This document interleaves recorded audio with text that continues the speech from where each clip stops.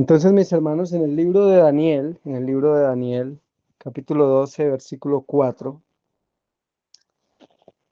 se nos habla precisamente, todo el capítulo 12 está hablando de el remanente de Dios en el tiempo del fin. El remanente de Dios en el tiempo del fin. Y hablando de ese remanente, miren que por todo lado da características que tienen que ver con el espíritu. No solamente con lo intelectual, con lo teológico, sino con el espíritu. Los entendidos resplandecerán como el resplandor del firmamento, y los que enseñan la justicia a la multitud como las estrellas a perpetua eternidad. Los entendidos resplandecerán como el resplandor del firmamento. Pero, ¿quién es un entendido? ¿Quién es un entendido para que pueda resplandecer de tal manera que pueda dar la misma luz que dan las estrellas en la noche, en el firmamento? El Señor Jesús explicó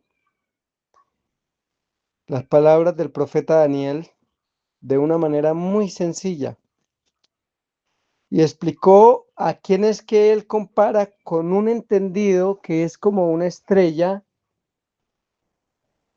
que llena de luz el firmamento. Mateo capítulo 5, versículo 14 al 16. Mateo 5, 14 al 16. La preocupación de cada uno de nosotros, hermanos, hoy día no debería ser tanto las disputas teológicas con otros de fuera o con los mismos de acá del grupo.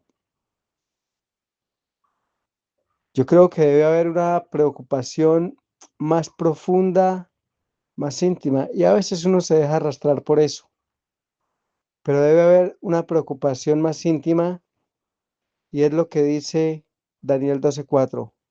¿Soy yo un entendido? ¿Soy un entendido que está resplandeciendo como el resplandor del firmamento? ¿O quién soy yo? ¿Qué papel estoy desempeñando yo en las últimas escenas de la historia de esta tierra? Mateo capítulo 5, versículo 14 al 16, el Señor dijo, vosotros, está hablando a título personal, nos está hablando a nosotros, vosotros sois la luz del mundo. Por eso es que Daniel dice que los entendidos resplandecerán como el resplandor del firmamento. Vosotros sois la luz del mundo. Una ciudad asentada sobre un monte no se puede esconder, ni se enciende una luz y se pone debajo del almud, sino sobre el candelero, y alumbra a todos los que están en casa. Y termina el Señor diciendo, así alumbre vuestra luz delante de los hombres, para que vean vuestras buenas obras y glorifiquen a vuestro Padre que está en los cielos. Me llama la atención que nuestro Salvador no se refirió a la luz del mundo simplemente como un mensaje teológico, doctrinal, no se refirió a la luz del mundo como una verdad intelectual que se puede explicar con palabras. El Señor se refirió a la luz del mundo como un hecho que es realidad en la vida de un creyente. Él no dijo, el mensaje que ustedes tienen es la luz del mundo. Él dijo, vosotros sois la luz del mundo. Y eso cambia todo el panorama. Porque ahora el Señor me está diciendo que lo que yo soy, mi ser entero, es el que ha sido llamado a ser luz del mundo. Es el que ha sido llamado a alumbrar en medio de la casa. Y después de explicar esto, el Señor Jesús dice, así alumbre vuestra luz delante de los hombres. Cuando está diciendo así alumbre vuestra luz delante de los hombres, está diciendo así alumbre vuestra vida, vuestra existencia, vuestro ser delante de los que los rodean. Y luego dice, para que vean vuestras buenas obras y glorifiquen a vuestro Padre que está en los cielos. Y es interesante porque si el Señor se estuviera refiriendo aquí meramente a la teología, al mensaje intelectual de la verdad, el Señor no diría para que vean vuestras buenas obras, porque el mensaje como tal, cuando es predicado, no tiene obras. Simplemente abrimos la boca y mencionamos textos y enseñamos verdad doctrinal. El que tiene las buenas obras es la persona. Y por eso el Señor, que ha venido explicándonos quiénes son los entendidos que alumbran como las estrellas, ahora el Señor dice, para que vean vuestras buenas obras. Está hablando de lo que es la persona, de lo que exterioriza, de lo que muestra, de lo que da, de lo que otros pueden ver en nosotros.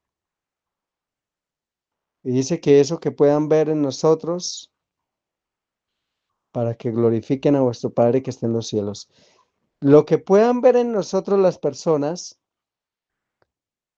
los que están en nuestro alrededor, incluso hermanos, nuestros hijos, nuestras esposas, lo que ellos puedan ver en nosotros va a ser lo que los lleve a ellos, lo que los motive a ellos a glorificar al Dios del cielo.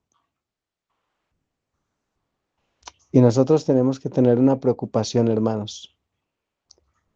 Es muy posible que el enemigo nos esté llevando a nosotros por un sendero meramente teológico y de poca experiencia real de luz y de verdad. Es muy posible que el enemigo nos esté llevando a nosotros por un sendero de teología, de expresión verbal de la verdad, pero que estemos nosotros viviendo,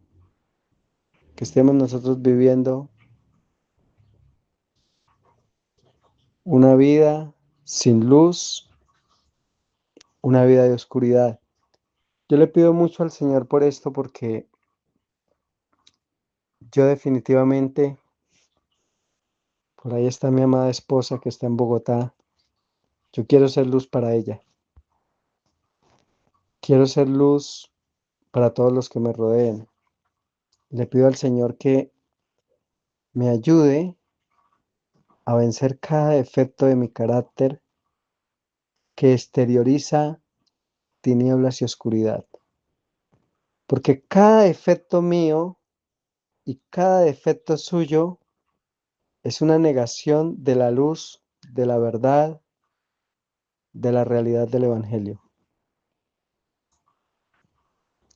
Y si usted y yo no sentimos tristeza, dolor y angustia cada vez que exteriorizamos tinieblas por los defectos que hay en nuestro carácter,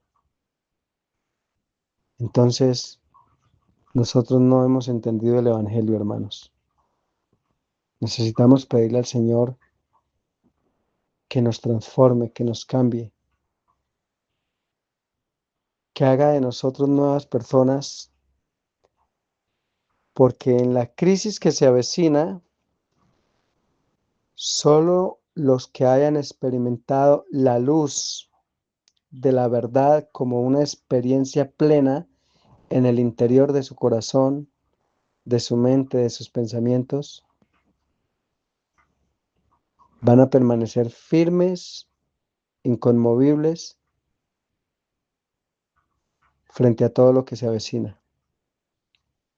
Y la crisis ya viene, hermanos. La crisis ya viene. El Señor la está deteniendo y va muy lenta, pero a cualquier momento va a explotar. Y el Señor la está deteniendo por una razón. Todavía hay hijos de Él que le están clamando, que quieren ser transformados plenamente. No vamos a ser transformados plenamente mientras que estemos pegados a lo material. No vamos a ser transformados plenamente mientras queramos conservar nuestro egoísmo. No vamos a ser transformados plenamente mientras que nosotros no anhelemos ser vaciados de nosotros mismos, de nuestro yo, para ser llenos del Señor Jesús.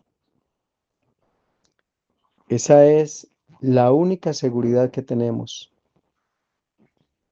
El profeta Daniel, en el capítulo 12, versículo 9 y 10, el Señor dice a través del profeta, Él respondió, hablando de los últimos días, los tiempos en que vivimos. Él respondió, anda Daniel, pues estas palabras están cerradas y selladas hasta el tiempo del fin. Muchos serán limpios, escuchen esto, muchos serán limpios y emblanquecidos y purificados. Si hay algo que yo anhelo con todo mi ser, mis hermanos, es ser emblanquecido, ser limpio y ser purificado. Porque sé que eso es lo único que puede traer paz real en el corazón, felicidad real.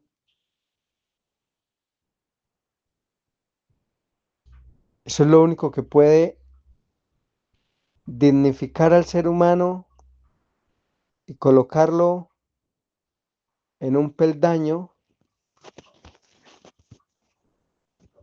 donde definitivamente mira hacia las cosas de este mundo y no le encuentra sabor, agrado a nada, porque lo único que desea es ser participante de las riquezas eternas. Muchos serán limpios, emblanquecidos y purificados. Luego dice, los impíos procederán impíamente y ninguno de los impíos entenderá, pero los entendidos comprenderán. Hermanos, el tiempo en que los impíos van a seguir actuando impíamente y en que los entendidos van a comprender, se acerca muy rápido. El tiempo de gracia está que se termina para los adventistas del séptimo día. El tiempo de gracia está a punto de cerrarse. Y si usted y yo hoy en el 2026, las obras que tenemos son obras de impíos, vamos a seguir procediendo impíamente, teniendo simplemente una religión legal de sábado.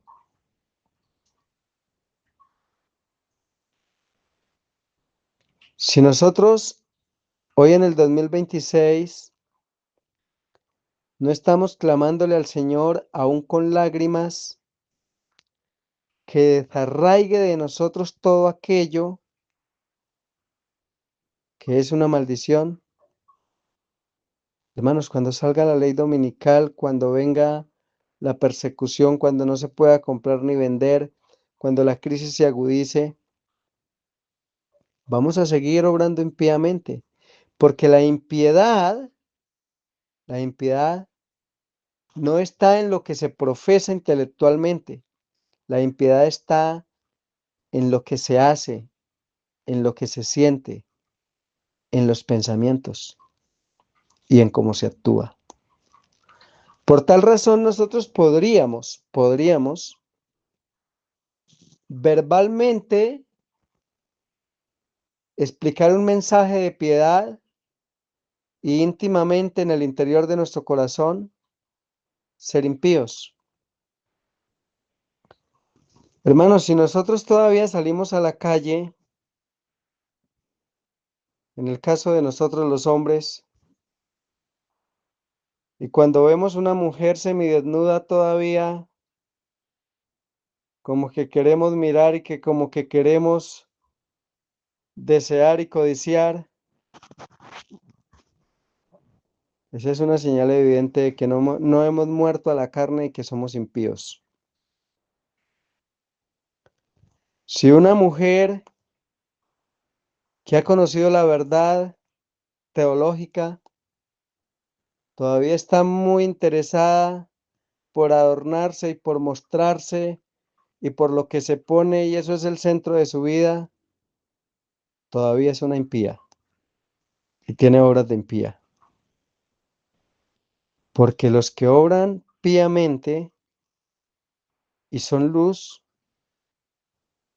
han muerto a todo eso o están en el proceso de muerte en el que todas esas pasiones y deseos y vanidades están a punto de morir y ser enterradas en el polvo para nunca más surgir. Ninguno de los impíos entenderá, pero los entendidos comprenderán. Qué importante estos versículos, hermanos, porque estamos viviendo en un tiempo en el que definitivamente nosotros necesitamos ser entendidos. Si ustedes y yo no entendemos, nosotros no vamos a comprender lo que está pasando ahora mismo en el mundo. Y vamos a ver todas las cosas como normales. Vamos a ver todas las cosas sin importancia. Tal vez incluso recibamos la información, pero nuestras vidas van a seguir igual. La mensajera del Señor, en el libro Mensajes Selectos, el tomo 2, la página 421, nos dice, la gran crisis está sobreviniendo sobre el mundo. Las escrituras enseñan que el papado reconquistará su perdida supremacía y que volverá a encenderse en los fuegos de la persecución mediante las concesiones contemporarizadoras del así llamado mundo protestante. Elena de White dice que el papado va a recobrar la supremacía que tuvo en la Edad Media en la Europa antigua y la va a recobrar a través de lo que conocemos nosotros como el protestantismo. Y esto está corriendo muy rápido. Esto está corriendo muy rápido. Si ustedes miran nada más, ¿quién es la consejera de Donald Trump, el presidente de los Estados Unidos? No es nada más y nada menos que una pastora muy reconocida en Estados Unidos que predica por todo lado un evangelio falso. El protestantismo está tomando las riendas de aquel poder que el Señor señala en Apocalipsis como la segunda bestia, que dice que va a traer penas y restricciones en todo el mundo, que va a ser el líder de la globalización y que va a someter al mundo a los pies del papado. Y lo va a hacer a través del protestantismo. Y los que están manejando prácticamente hoy día los Estados Unidos de Norteamérica son los protestantes en cabeza del presidente que pusieron ahí a liderar esta nación. Sigue diciendo la mensajera del Señor, en este tiempo de peligro podremos resistir únicamente en la medida en que tengamos la verdad y el poder de Dios. Y cuando Elena de White habla de la verdad y el poder de Dios, está hablando de tener la verdad como doctrina, pero está hablando del poder de Dios como el Espíritu. No se puede tener solamente la verdad doctrinal y tener una ausencia del poder de Dios, de su Espíritu. Los hombres pueden conocer la verdad solo siendo participantes de la naturaleza divina. Escuchen esto. Dice que nosotros solamente podemos conocer la verdad, y la verdad no es una expresión doctrinal únicamente. Jesús dijo, yo soy el camino, yo soy la verdad, yo soy la vida. Los hombres pueden conocer la verdad solo siendo participantes de la naturaleza divina. Usted y yo necesitamos participar de la naturaleza divina. Necesitamos que lo divino se fusione con lo humano. Jesús, el Hijo de Dios, fusionó lo divino con lo humano. La Escritura dice, Elena de White dice, que Jesús nació con tendencias por la genética que traía de sus antepasados al pecado, y sin embargo nunca pecó, porque Jesús fusionó lo divino con lo humano. Jesús entró en una relación, en una experiencia con su Padre, en la que cada día de su vida el Espíritu del Padre se fusionaba con lo humano, y de esa manera fue imposible pecar. Los hombres pueden conocer la verdad solo siendo participantes de la naturaleza divina. Usted y yo necesitamos participar de la naturaleza divina para que todas nuestras tendencias puedan ser aplastadas por el Espíritu. Ahora, necesitamos una sabiduría más que humana al leer e investigar las Escrituras. Hermanos, si leemos las Escrituras sin que estemos participando de la naturaleza divina, si nosotros leemos las Escrituras sin estar en ese proceso diario de recibir la naturaleza divina, nosotros no vamos a discernir lo que dicen las Escrituras. Nosotros no vamos a entender lo que dicen las Escrituras. El apóstol Pedro habla de esto de ser participante de la naturaleza divina y dice que quienes reciben la naturaleza divina tienen una característica: huyen de la corrupción que hay en el mundo y de las concupiscencias de la carne. Segunda de Pedro, capítulo 1, versículo 3 al 4. Como todas las cosas que pertenecen a la vida y a la piedad, nos han sido dadas por su divino poder, mediante el conocimiento de aquel que nos llamó por su gloria y excelencia, por medio de las cuales nos ha dado preciosas y grandísimas promesas, para que por ellas lleguéis a ser participantes de la naturaleza divina. Lo dice la mensajera del Señor, lo dice el apóstol Pedro, necesitamos ser participantes de la naturaleza divina. Y cuando se es participante de la naturaleza divina, el que es participante de la naturaleza divina, cada día, hay algo que empieza a invadir sus pensamientos. Hay algo que toma el control de sus emociones. Hay algo que toma el control de sus impulsos. Hay una norma que empieza a regir su vida. Y el apóstol Pedro la describe en las siguientes palabras. Habiendo huido, verso 4, habiendo huido de la corrupción que hay en el mundo a causa de la concupiscencia. Así que quien está recibiendo y siendo participante de la naturaleza divina, empieza a experimentar en lo más íntimo de su ser un deseo ferviente por huir de la corrupción y de la concupiscencia.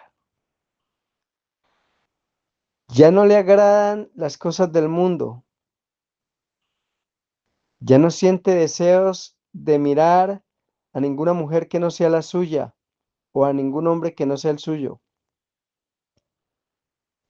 Empieza a experimentar dolor cada vez que lastima con una palabra, con una acción.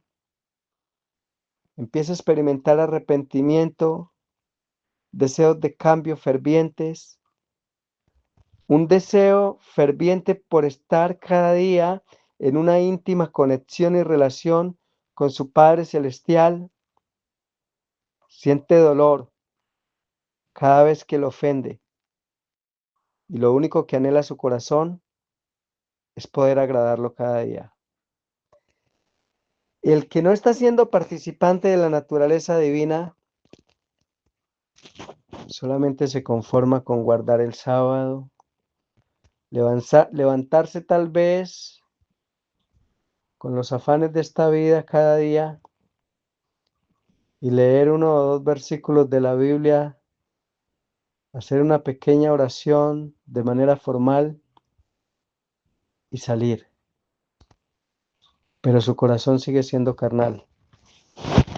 No anhela cambios, no desea cambios, no se contrista. Y ese tipo de creyentes, dice la revelación de Dios, que van a volar como el tamo.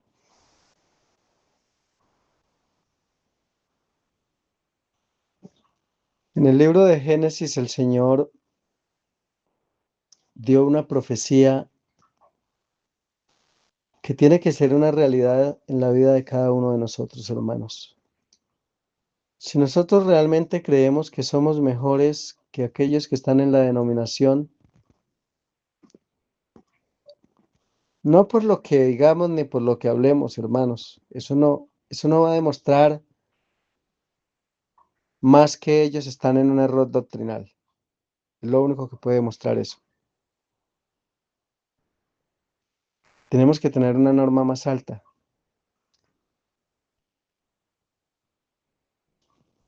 Si los de allá viven afanados por el dinero, preocupados por lo material, llenos de egoísmo, viviendo para sí mismos, y nosotros vivimos igual, entonces no hay ninguna diferencia entre aquellos a los que nosotros llamamos denominacionales, y como nos llamamos nosotros, nos autonombramos el pueblo de la verdad presente. No hay ninguna diferencia. Si las mujeres de allá se visten como mundanas y se decoran y no hay piedad y no hay servicio, y las de acá hacen lo mismo, entonces no hay ninguna diferencia. La única diferencia fue que salimos de una corporación grande para entrar en un grupo pequeño, pero nos hemos traído todos los mismos resabios y problemas. Y está bien que hubiéramos salido de allá con los mismos resabios y problemas, pero con la firme intención aquí de que la historia de nuestra vida cambiara, siendo participantes de la naturaleza divina.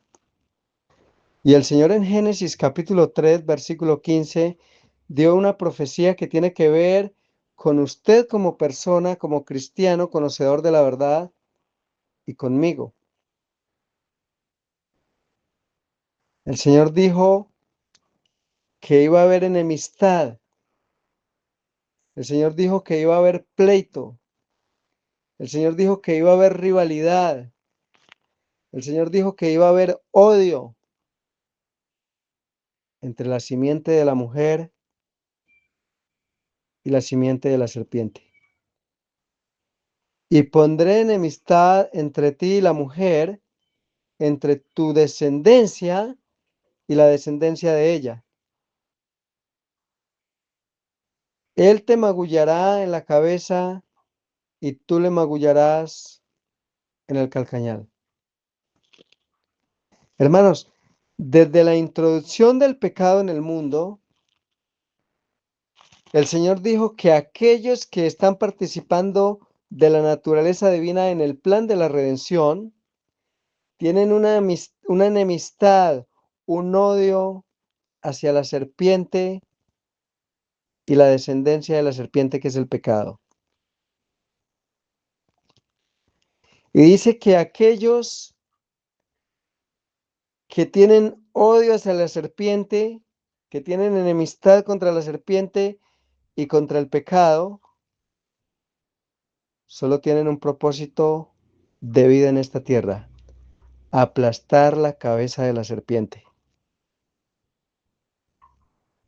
Y usted y yo, a través de la gracia que nos es dada a través de nuestro Señor Jesucristo,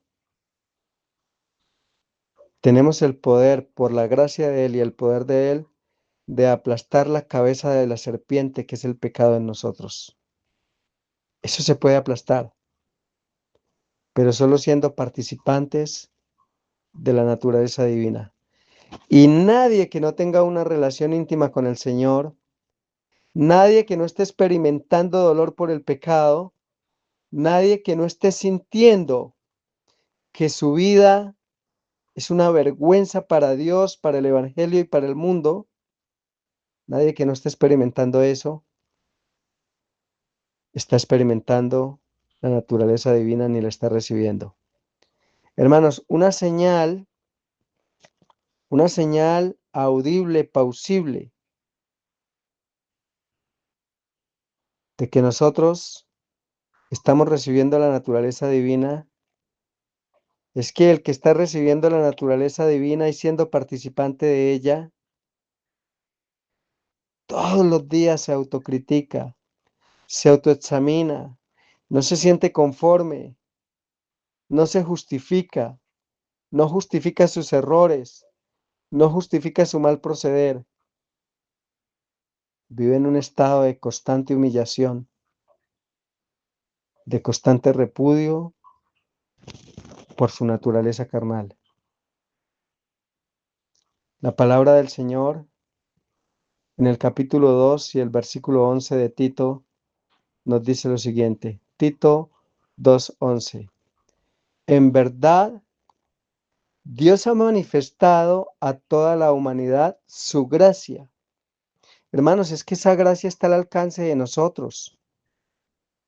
Dios ha manifestado a toda la humanidad su gracia, la cual trae salvación.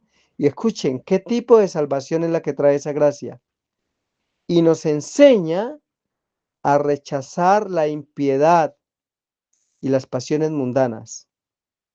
Así podremos vivir en este mundo con dominio propio, justicia y devoción. Qué interesante, porque dice que la gracia no es simplemente un acto del Salvador en la cruz del Calvario para perdonarme y justificarme. No es simplemente un acto del Salvador en la cruz del Calvario, un sacrificio que lo único que busca es darme el perdón y dejarme ahí. No, dice que la gracia que trae salvación nos enseña a rechazar la impiedad y las pasiones mundanas. Así que la gracia de Dios que me perdonó en la cruz del Calvario es la misma gracia que me puede dar la victoria sobre todas las pasiones y tendencias equivocadas que yo pueda tener, ya sea porque las haya heredado de mis antepasados, padres, madres, abuelos, o ya sea porque las haya adquirido en el transcurrir de mi vida. Pero sin importar cuál fuere la raíz de esas tendencias, la gracia de Dios me enseña a rechazar la impiedad y las pasiones mundanas. Porque la naturaleza divina, cuando es implantada en la vida de un creyente, lo carnal empieza a desaparecer, lo mundanal empieza a desaparecer. Y dice que así podremos vivir, dice el versículo 11 al final, así podremos vivir en este mundo con dominio propio, justicia y devoción. Por eso es que este mundo, mis hermanos, está como está. Por eso, mis hermanos, es que vemos tanta desigualdad social, tanto egoísmo. El rico no le importa si el pobre aguanta hambre. Al rico no le importa el sufrimiento de nadie. Los poderosos de la tierra, los presidentes, cometen genocidios, matan niños, matan miles de personas con bombas y nada pasa. ¿Saben por qué? No tienen la gracia de Dios. Y cuando nosotros estamos destituidos de la gracia de Dios, solamente queda algo por lo cual nos podemos regir, el espíritu de Satanás. El que no se convierte en templo de Dios, tiene que convertirse en habitación de demonios. No hay un punto neutral, solo hay dos opciones. Y usted y yo, hermanos, a menos que tomemos decisiones reales y concretas acerca de nuestra condición espiritual, o vamos a terminar siendo templos íntegros del Dios Altísimo o guarida de demonios. La crisis que se aproxima, la crisis que se aproxima va a determinar, va a sacar de nosotros lo que realmente somos. El deseado de toda la gente, en la página 95, dice que cuando Satanás hizo pecar a Adán y Eva, los reclamó como suyos. ¿Y saben por qué los reclamó como suyos? Porque antes de pecar, Dios tenía derechos de propiedad sobre ellos porque tenían su imagen, tenían su espíritu, tenían su semejanza. Satanás no podía reclamar nada. Pero el deseado de toda la gente en la página 95 dice lo siguiente: después de inducir al hombre a pecar, Satanás reclamó la tierra como suya y se llamó príncipe de este mundo, habiendo hecho conformar a su propia naturaleza al padre y la madre de nuestra especie. Esto es muy interesante y muy profundo, porque dice que Satanás hizo conformar a su propia naturaleza, es decir, carácter, al padre y la madre de nuestra especie, Adán y Eva. Es decir, que antes del pecado, Adán no sentía ira y después del pecado, Adán empezó a experimentar ira. Antes del pecado, Adán no entendía sobre el egoísmo y después del pecado, Adán ahora empieza a experimentar egoísmo. Antes del pecado, Adán no sentía pasiones que deshonraran a Dios, pero después del pecado sí. Y escuchen algo, todo lo que no tenga la imagen de Dios, todo lo que no tenga, todo el que no tenga, más bien, es la expresión, todo creyente de la verdad, profeso creyente de la verdad, que no tenga la imagen de Dios y que no esté recibiendo la naturaleza divina, Satanás lo va a reclamar como suyo. Porque Satanás reclama como suyo a todo aquel en el que hay pecado. a todo aquel en el que hay desobediencia voluntaria, a todo aquel que no se humilla y no se rinde a los pies del Salvador, Satanás lo reclama como suyo. Dios, nuestro Padre, y Jesucristo su Hijo, solamente pueden reclamar como suyos a aquellos que estén recibiendo y hayan recibido en la crisis final la naturaleza divina. Solo ellos. Cada quien reclama lo que es suyo. El que esté viviendo una vida doble, el que no esté luchando con sus pensamientos, con su egoísmo, con su amor al dinero, el que no esté haciendo eso, en la crisis final Satanás va a decir, este es mío, por 10, 15, 20 años, ha sido mío. Nunca ha querido ir con usted, es mío. Y Satanás se lo va a llevar para el romanismo. Pero el que en este momento esté entregando su vida al Señor cada mañana, cada día, el que cuando sale a la calle caminando o en un bus al trabajo, está en una íntima relación con el Señor y le está diciendo, Padre, es que yo anhelo eso que me ofreces. Yo quiero tu espíritu porque estoy cansado del mío. Quiero tu carácter porque estoy cansado del mío. Señor, yo quiero ser una mejor esposa. Señor, yo quiero ser una mejor cristiana. Quiero dejar la vanidad, quiero dejar el orgullo. Quiero honrarte, Señor, como me visto. Quiero honrarte, Señor, en cómo hablo. El que no le esté diciendo al Señor, Señor, yo quiero tratar mejor a mi esposa. Ayúdame, transfórmame, cámbiame. Yo quiero vivir una mejor vida. Quiero ser un mejor testimonio. El que no esté haciendo eso, mis hermanos, en este momento, en la crisis final, Satanás lo va a reclamar como suyo. Porque todo lo que esté en pecado le pertenece a él. Pero todo aquel que esté recibiendo el Espíritu de Cristo, la naturaleza divina en su vida y el carácter de Dios, la imagen que nos dio en el Edén, el Señor va a decir, este es mío. A él no me lo toca, es mío. Tiene mi carácter, tiene mi imagen. Tuvo 10, 15, 20 años de gracia y los utilizó cada día. Los utilizó cada día de esos 10, 15, 5 años, 20 años. Los utilizó para entrar en una relación conmigo, vivir para mí, honrarme, enamorarse de mí. Y ahora Él y yo somos uno. Eso va a decir el Señor Jesús. No le pertenece, es mío.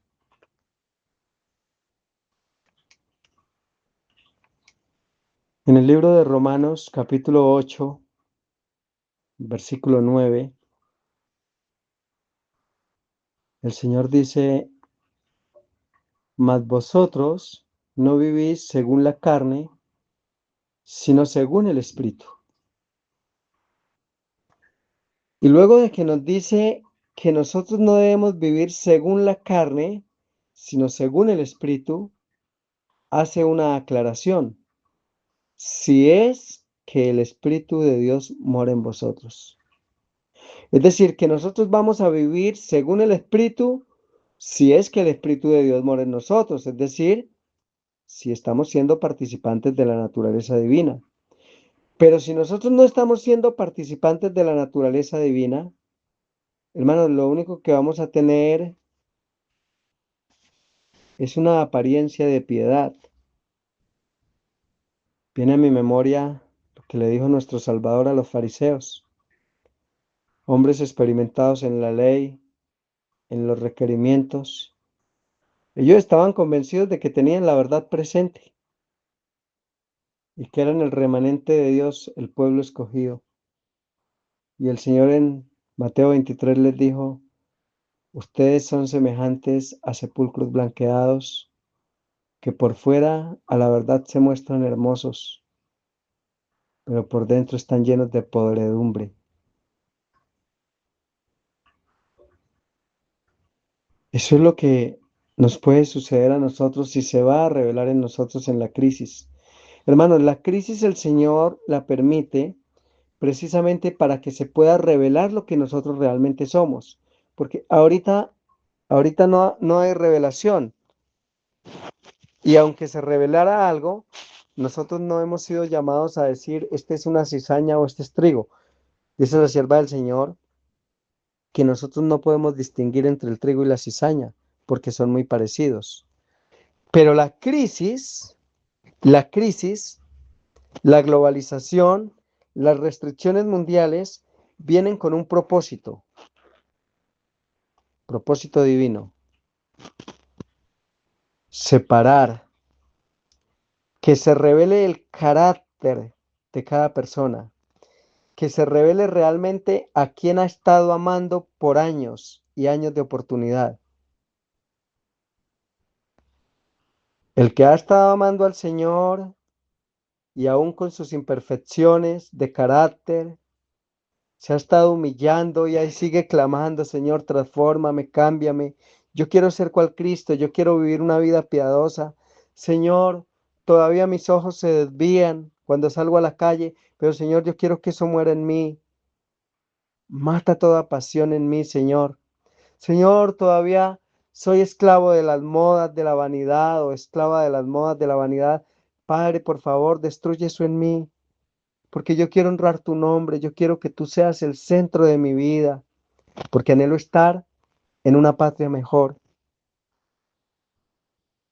Hermanos, el que ha luchado por años con sus imperfecciones, las ha rendido al Señor, ha entregado su voluntad al cielo y le ha dicho, Señor, yo ya no puedo más, pero tú puedes en mí porque tu gracia, que actúa poderosa en la vida mía, puede transformarme y hacerme apto para el cielo.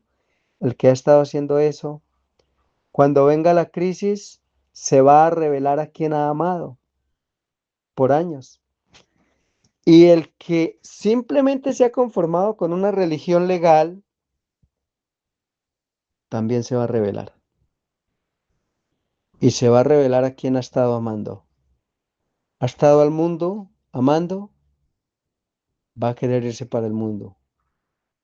Ha estado amando al Señor y con deseos de ser transformado para el Señor va a completar la obra. Y para eso es la lluvia tardía, hermanos. Escuchen algo, mis hermanos. La lluvia temprana es la que da el crecimiento a la semilla cuando cae en tierra. Quiere decir que la lluvia temprana es esa relación continua y ferviente que usted y yo como creyentes decidimos que vamos a tener todos los días con nuestro bondadoso Padre y su Hijo. Esa lluvia temprana, en esa lluvia temprana, tal vez todavía veamos algunos defectos de carácter y tal vez en algunos momentos alcancemos a desesperar y a decir, ay, pero todavía no he podido vencer el mal genio como quisiera, todavía no he podido dejar de hacer esto, pero hermanos, la lluvia temprana va haciendo que la semilla crezca, brote y crezca como una plantita poco a poco. Y la lluvia tardía va a madurar el fruto.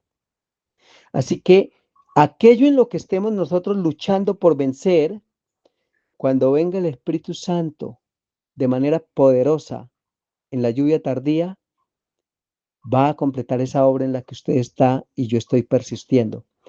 Por eso es tan importante que nosotros estemos luchando, mis hermanos, que estemos luchando, que estemos todos los días sometiéndonos al Señor.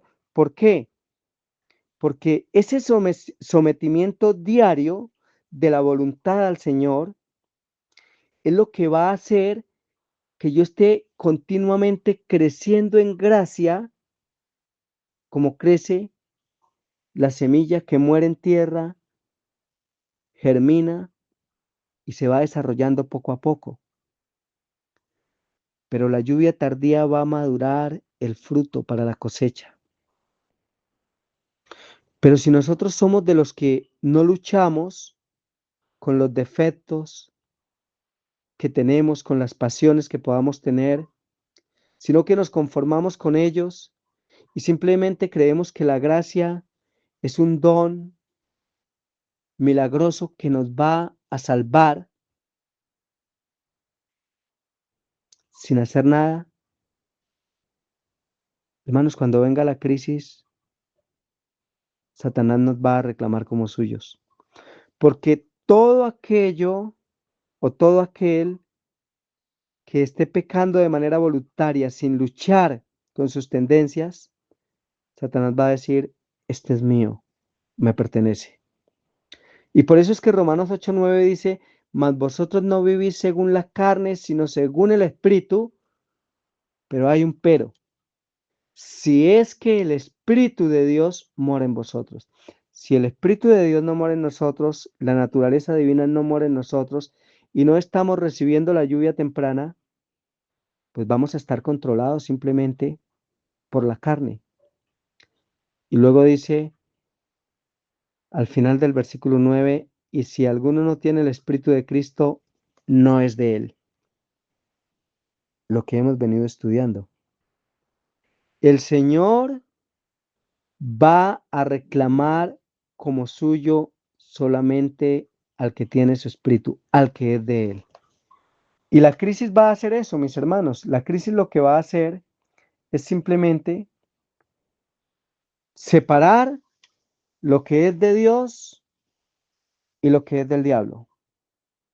Separar a aquellos que han estado luchando por recibir el carácter del Señor y a aquellos que se han conformado con lo que son. Para eso es la crisis. Para eso el Señor permite la crisis.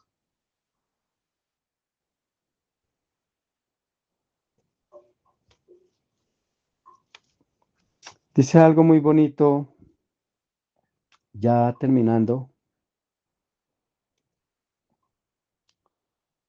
en el libro Discurso Maestro de Jesucristo, la página 18. Jesús se vació a sí mismo. Esta es una expresión muy profunda. Jesús se vació a sí mismo y en todo lo que hizo jamás se manifestó el yo. Yo cuando leo esto me siento muy pequeño y yo le digo, Señor, yo necesito más relación contigo, necesito más oración, necesito más intimidad personal, porque mis hermanos, a veces dedicamos mucho tiempo y está muy bien a la oración grupal, eso es muy importante, pero es más importante la relación personal, la oración personal, donde podemos, por así decirlo, desnudarnos con el Señor, ¿no? En una oración grupal nadie cuenta todo lo que realmente es, lo que siente, lo que piensa, pero en la intimidad de su ser sí con el Señor. Jesús se vació a sí mismo y en todo lo que hizo jamás se manifestó el yo. Todo lo sometió a la voluntad de su Padre. Al acercarse al final de su misión en la tierra, pudo decir, yo te he glorificado en la tierra, he acabado la obra que me diste que hiciese. Y nos ordena, aprended de mí que soy manso y humilde de corazón. Y la mensajera del Señor dice, si alguno quiere venir en pos de mí, dijo Jesús, niéguese a sí mismo, renuncie a todo sentimiento de egoísmo para que éste no tenga más dominio sobre el alma. Mis hermanos, que el Todopoderoso nos ayude. Solamente el Señor sabe realmente quiénes somos nosotros. Nosotros podemos ocultar lo que somos a los seres humanos, no al Señor. Al Señor no lo podemos hacer. Él nos conoce. Mejor es que le entreguemos lo que somos y le digamos, Estoy cansado, Señor, de cargar este peso de pecado. Quítemelo, porque quiero ser participante de la naturaleza de su Hijo. Vamos a orar. Padre bondadoso, te damos gracias porque por tu gracia, Señor, nos has perdonado nuestros pecados pasados. Pero también te damos gracias porque por tu gracia, Señor, que es en tu Hijo Jesucristo, nos haces participantes de la naturaleza divina. Porque por esa gracia maravillosa, Señor, tenemos acceso al poder que necesitamos para que nuestra naturaleza carnal pueda ser destruida, erradicada, extirpada de nuestra vida. Bendice a cada uno de tus hijos que se están esforzando por vivir para ti. Bendice, Señor, cada oración, cada esfuerzo de tus hijos que te aman realmente y que quieren deshacerse de su naturaleza de pecado. Señor, no queremos que en la crisis haya pecado en nosotros y Satanás nos reclame como suyos. Queremos, Señor, que tú nos reclames, Señor, tener el honor de que tú nos reclames como propiedad tuya. Quedamos en tus manos, en el nombre poderoso de tu Santo Hijo Jesús. Amén.